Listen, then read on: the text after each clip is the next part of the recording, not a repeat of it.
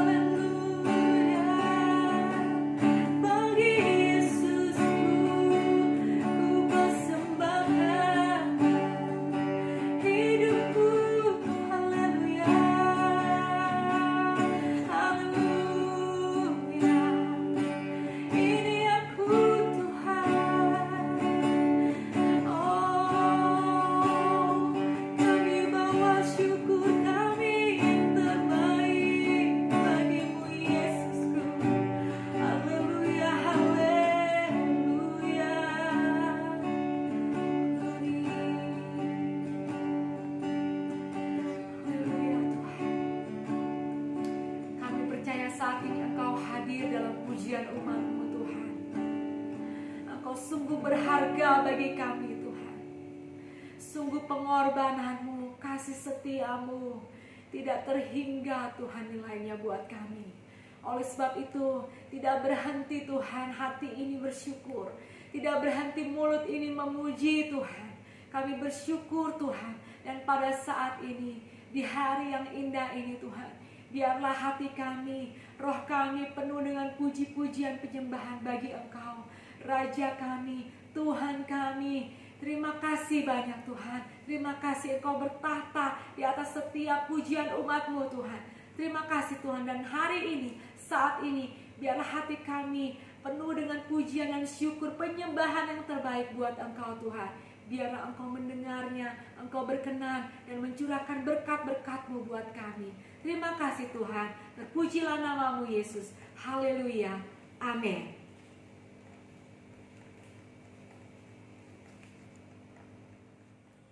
Puji Tuhan saudara, kita sangat bersyukur saudara, karena kita hidup karena anugerah Tuhan. Tanpa salib Tuhan Yesus, kita tidak akan terima kemenangan dari Tuhan. Oleh karena itu, kita sangat menghargai hidup yang Tuhan beri. Itu adalah semua anugerah yang besar dari Tuhan. Oleh karena itu, kita akan naikkan pujian ini sama-sama.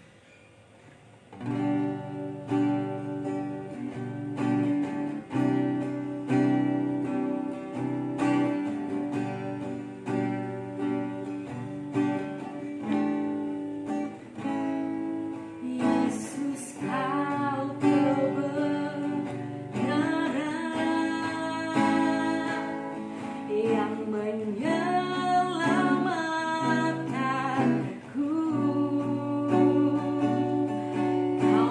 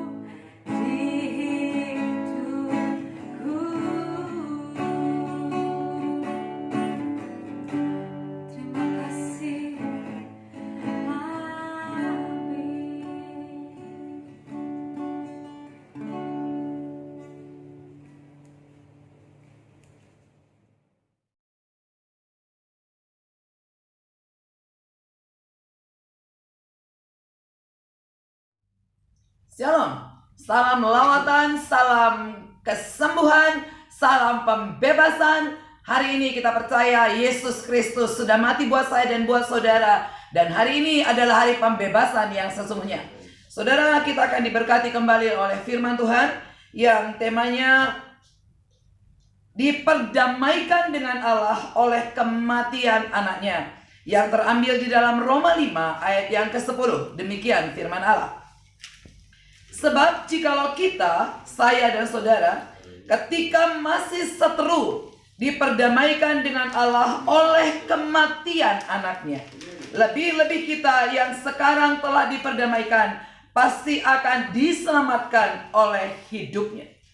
Banyak di antara kita tidak menyadari, saudara, kalau ada satu orang, ada satu pribadi yang memberi nyawanya buat hidup kita. Karena kita tidak menyadari ada sebuah pengorbanan, ada seorang pribadi yang rela berkorban buat hidup kita. Karena kita tidak menyadari itu, membuat kita tidak menghargai hari lepas hari yang kita jalani. Yang ada dari hidup kita keluar keluhan, yang keluar dari hidup kita kemarahan, yang keluar dari hidup kita kepahitan, menuntut orang lain dan sebagainya. Tapi saudara dan saya harus ingat, dikatakan hari ini kita harus mengingat bahwa ada satu pribadi namanya Yesus Kristus yang sudah mati buat saya dan buat saudara untuk menyelamatkan kita. Bahkan dia berjanji ketika dia datang, dia akan mengangkat saya dan mengangkat saudara di awan-awan permai bersama dengan dia. Dikatakan di ayat ini, sebab jikalau kita, saya dan saudara, ketika kita masih seteru dengan Allah. Saudara bisa bayangkan arti seteru itu adalah permusuhan. Kita ini sebelumnya adalah musuhnya Allah. Bahkan di Alkitab dikatakan di kitab Kejadian, dia menciptakan kita menurut gambar dan rupanya. Tapi di ayat ini mengatakan kita ini pernah menjadi seteru. Artinya apa, saudara? Kita ini tidak berdamai dengan Allah. Kapan itu terjadi? Waktu manusia jatuh ke dalam dosa. Dia jauh dari Allah. Ketika manusia jatuh ke dalam dosa, saat itulah sebuah perpisahan terjadi antara Allah dengan manusia. Tapi kita perlu tahu ada satu pendamaian yang Allah buat melalui Yesus Kristus yang mati di atas kayu salib, yang bayar lunas dosa kita. Saudara, yang Yesus buat bukan sesuatu yang mudah. Dia menyerahkan nyawanya seutuhnya buat orang tipe saya, saudara. Tipe saudara, bukan orang baik. Yang keluar dari diri kita seringkali yang jahat, yang kotor, yang najis. Tapi demi kita, orang yang seperti saya, saudara, yang najis, yang kotor, ya, dia mau mati buat saya.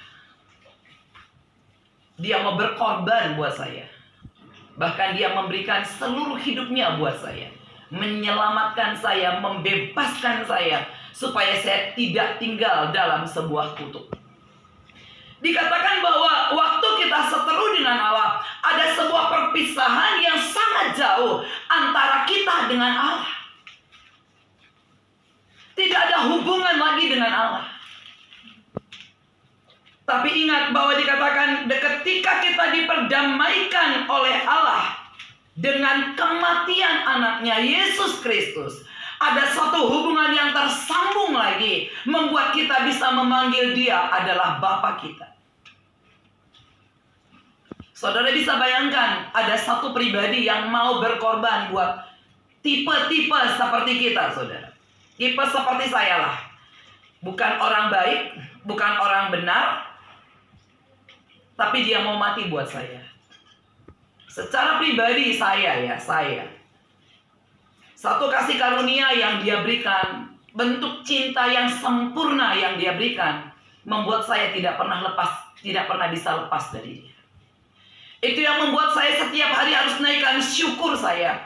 Itu yang setiap hari saya berkata, thank you Tuhan, karena Engkau mau mati buat aku, karena Engkau memberikan aku masa depan, Engkau limpahi aku dengan berkat, dengan ini loh, aku bukan orang benar. Itu yang membuat saya tidak berhenti untuk melayani. Itu yang membuat saya tidak berhenti mendidik banyak anak. Karena saya tahu saya adalah orang yang sudah diberikan keberuntungan, dibebaskan, dimerdekakan, ditebus, dan diberkati dengan berlimpah. Tidak ada alasan untuk protes, saudara. Apakah dengan demikian saya bebas dari namanya proses? Enggak. Sampai hari ini itu adalah sebuah honor, sebuah kehormatan bisa melayani. Saya melayani anak-anak pemenang namanya. Mereka datang dari berbagai provinsi di Indonesia. Sekarang sudah pemenang baru ya, angkatan kedua. Dengan tipe-tipe yang berbeda-beda, karakter yang berbeda-beda. Tapi jujur, saya happy banget ada di tengah-tengah mereka. Karena untuk itulah saya ada, berbagi hidup saya buat mereka. Sekali lagi itu bukan beban, tapi merupakan sebuah sukacita yang saya bisa berikan. Apa yang menjadi pengalaman saya berikan kepada mereka.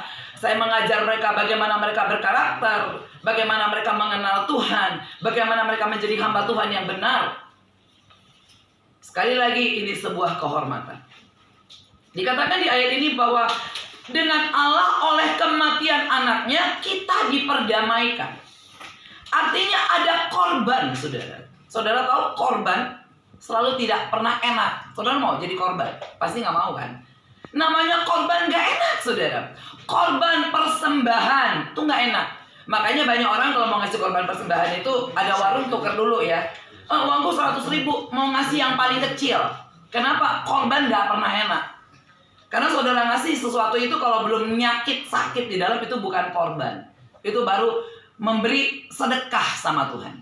Contoh, saudara kalau ngasih di gereja persembahan 10.000, saudara nggak sakit kan? Alah 10.000 ini. Coba saudara kasih 100.000, saudara kasih 500.000, saudara kasih 1 juta, sakit banget di dalam sini. Kenapa? Itu sudah bentuk korban. Korban tidak pernah enak. Korban perasaan nggak enak, ya. Korban fitnah nggak enak. Pokoknya sama korban itu nggak enak. Tapi saudara tahu dan saya harus tahu, Yesus memilih jalan korban. Yesus memilih jalan pengorbanan dengan kerelaan hatinya. Kenapa, saudara? Ada namanya cinta di dalam. Pengorbanan karena didorong, karena sebuah rasa cinta. Yesus mampu lakukan semua yang manusia tidak pernah bisa lakukan itu. Kenapa? Satu aja, cinta namanya.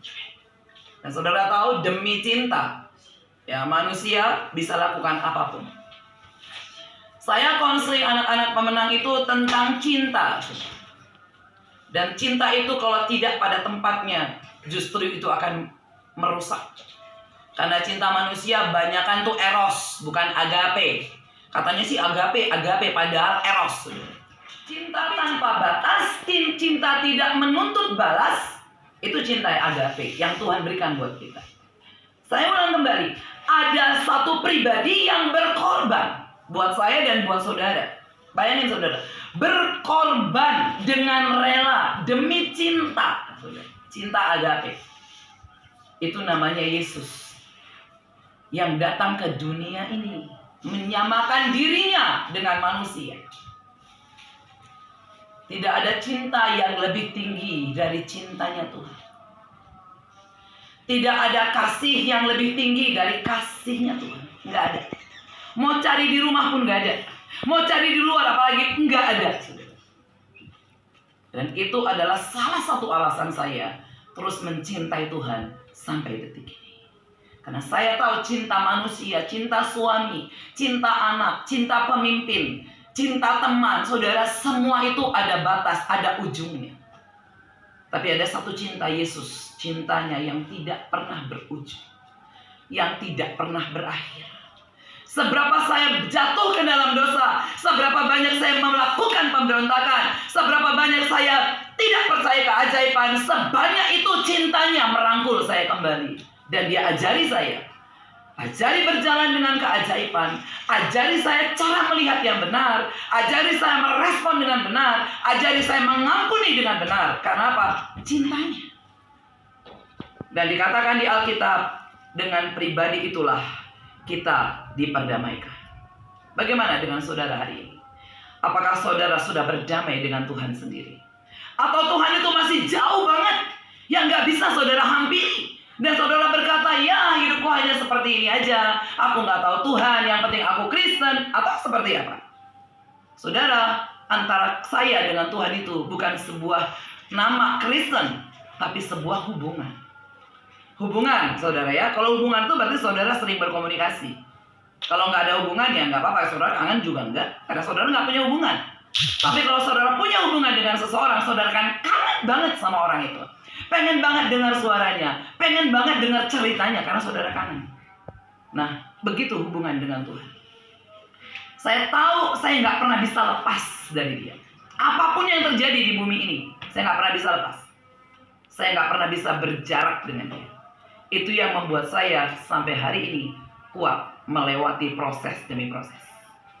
Dikatakan bahwa kita udah berdamai ya dengan pengorbanan Yesus di atas kayu salib, dengan darahnya yang dicurahkan menebus dosa kita. Kita diperdamai. Ya, kita dibawa kepada satu keselamatan yang darahnya yang mahal, dengan darahnya yang sempurna, bukan darah yang bisa saudara beli dan gak akan pernah bisa kita beli. Mari belajar. Hari ini kita tahu ada satu pribadi yang mau mati buat kita. Mari beri penghormatan, penghargaan tertinggi buat Yesus Tuhan yang sangat mencintai kita. Dan dikatakan di dalam ayat ini begini. Lebih-lebih kita yang sekarang sudah telah diperdamaikan. Saudara pernah berseteru dengan orang? Saya pernah. Wah, masa lalu saya buruk. Buruk dalam arti sering banget ribut sama orang. Waktu saya nggak baikan sama orang, berseteru sama orang, itu nggak nyaman. Masuk gereja, pertama saya lihat dulu musuh saya. Sereng. Ada nggak musuh saya? Saya gelisah, saudara. Saya mau masuk ke satu kantor, saya lihat dulu. Musuh saya itu ada nggak ya? Nggak enak, nggak nyaman. Kemanapun saya pergi, otak saya ingat musuh saya. Dia ada nggak ya di pasar? Dia nggak ada ya di sana? Ada nggak ya? Ketemu nggak ya? Nanti kalau ketemu reaksi saya gimana ya? Saya gimana ya? Saya stres. Dan ternyata hidup bermusuhan itu nggak pernah enak. Nggak pernah enak. Hidup berdamai. Dikatakan kita sudah diperdamaikan. Berarti ada yang ngedamaiin kita. Saya dengan Tuhan tuh ada yang ngedamaiin. Namanya Allah. Kita diperdamaikan. Saudara, hidup damai. Itu enak banget. Shalom yang sempurna. Itu enak banget. Saudara free. Saudara bebas, saudara merdeka. Mau pergi kemanapun, karena saudara free aja. Karena di dalam sini merdeka, saudara. Saudara nggak akan tertekan ketika saudara dimarahin, ketika saudara ditegur, ketika kesalahan saudara dibongkar. Saudara nggak tertekan. Kenapa? Di sininya free, bebas, merdeka. Kenapa? Karena Tuhan Allah sudah memperdamaikan kita. Saya berdoa tidak ada yang terikat hari ini dengan uang, dengan kebohongan, dengan fitnah, dengan hutang, dengan perjinahan, dengan percabulan, pencurian. Masih banyak. Karena hari inilah Yesus datang buat hidup saudara. Hari inilah Yesus datang menyembuhkan saudara. Hari inilah Yesus datang menyelamatkan saudara. Hari inilah Yesus datang mengangkat hidup saudara. Berhenti dengan semua intimidasi iblis. Iblis bilang nggak mungkin. Kamu kan udah menonton pornografi, kamu udah seks bebas, kamu udah nyulik sekian puluh juta, kamu sudah berbohong sekian banyak, kamu merusak hidup banyak orang. Nggak mungkin. Itu noise. Buang ke jurang maut. Jangan dengar apa kata iblis, tapi dengar mari apa kata Tuhan. Apa kata Tuhan? Hari ini dia sediakan pengampunan bagi kita yang menyadari kesalahan kita. Saudara, percaya hari ini adalah hari keselamatan, hari keajaiban. Ayat berikutnya dikatakan lebih ajaib lagi. Dikatakan begini, saudara.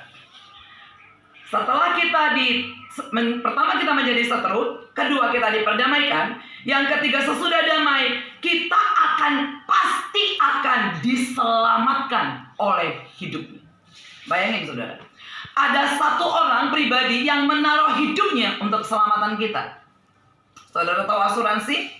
Asuransi kesehatan, saudara harus bayar premi setiap bulan. Asuransi pendidikan, saudara harus bayar setiap bulan. Asuransi Apalagi ya, mobil, saudara harus bayar setiap bulan. Asuransi kendaraan bermotor, asuransi, pokoknya semua jenis asuransi ada premi, saudara harus bayar setiap bulan. Maka pihak asuransi akan menjamin hidup saudara sesuai dengan perjanjian yang sudah dibuat. Kalau saudara nggak bayar premi, ada perjanjiannya. Ada nggak bayar premi 2 bulan, saudara putus hubungan, nggak bisa diganggu gugat. Ada peraturan masing-masing. Karena saudara ada perjanjian jaminan dari sebuah asuransi, tapi saudara berkewajiban bayar. Harus bayar. Tapi kalau saudara tidak bayar, perjanjian itu itu batal. Itu batal, itu nggak jadi. Saudara, itu jaminan dunia. Nggak pernah memberikan kita anugerah, nggak pernah memberikan kita kesempatan, nggak pernah memberikan kita kelonggaran. Tapi saudara tahu, Yesus setiap hari dikatakan dia memberikan anugerahnya setiap hari itu baru. Dia berkata, aku penjaga Israel yang tidak pernah tidur untuk menjaga umatku. Bahkan dia berkata, sementara kamu tertidur, aku berkati kamu. Makanya jerih lelah tidak pernah menjadikan kita kaya. Itu janji Tuhan. Jaminan dunia itu ketika kamu bisa bayar, kamu dijamin sama dunia. Tapi kalau enggak bisa. Seberapa banyak bisa mengasuransikan dirinya di dunia ini? Seberapa banyak orang bisa menjaminkan hidupnya ke dunia? Semua terbatas. Tapi percaya di dalam Tuhan. Dan Alkitab berkata, ketika saya di dalam dia dan dia di dalam saya, maka kita dijamin sampai pada keselamatan yang dia janjikan itu menjadi milik kita. Hari ini mari percayakan hidup saudara, rumah tangga saudara, pekerjaan saudara, istri saudara, suami saudara, anak-anak, masa depan, cucu, perusahaan, kantor, apapun di tangan saudara. Mari percayakan di tangan jaminan Tuhan. Karena dia akan menjamin sedemikian rupa dan sangat ajaib. Satu kali saudara, karena kami kan saudara, satu kali Tuhan izinkan saya mengerti namanya sebuah jaminan. Kami ibadah hari Sabtu dan begitu pulang, saya baru tahu, saudara bayangkan kali kalau kami ibadah itu sampai 4 jam. Jadi pulang ibadah itulah saya tahu anak saya itu mencari kunci rumah. Dan kami sebenarnya punya kunci masing-masing. Tapi hari itu dia sibuk, "Ma, kunci rumah di mana?" Saya curiga, loh, kok tanya kunci rumah? Kan dia punya sendiri, ada apa ya? Ternyata ujungnya saya tahu saudara, waktu anak saya berangkat ke kebaktian, dia tidak mengunci rumah kami.